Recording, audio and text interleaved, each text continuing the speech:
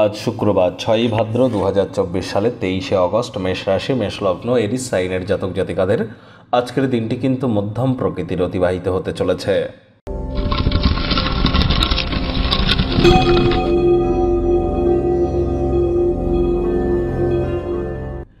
ভিডিওটি শুরুতেই আপনারা দেখতে পাচ্ছেন দেবী মহালক্ষ্মীর গায়ত্রী মন্ত্র ওম শ্রী মহালক্ষ্মী চ বিদ্মহে বিষ্ণুপত্নাই চ ধীমহি তন্ন লক্ষ্মী প্রচোদয়াৎ।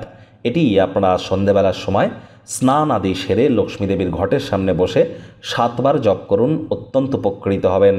আর যদি তাও না পারেন তাহলে আজ আপনারা অবশ্যই শুক্রের বীজ মন্ত্র ওম দ্রাং দ্রিং দ্রং স শুক্রায় নামা অথবা ওম সোম শুক্রায় নামা সূর্যের আলো ডুবে যাওয়ার পর 108 বার জপ করুন।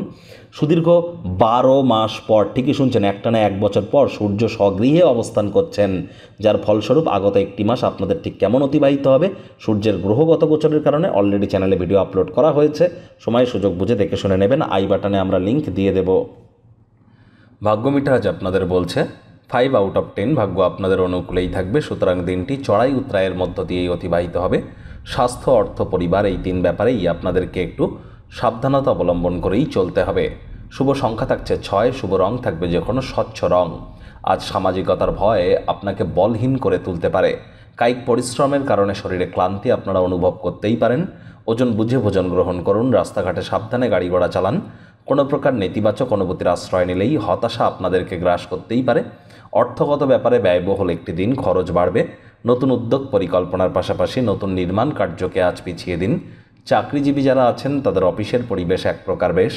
বস কলিগদের সাথে ভাব ভালোবাসা বাড়বে, কর্মে গতি অনুভব করবেন। নিজের মেধা, দক্ষতা, ট্যালেন্টের দৌলতে প্রশংসার পাত্রপাত্রীও আপনারা হতেই পারেন।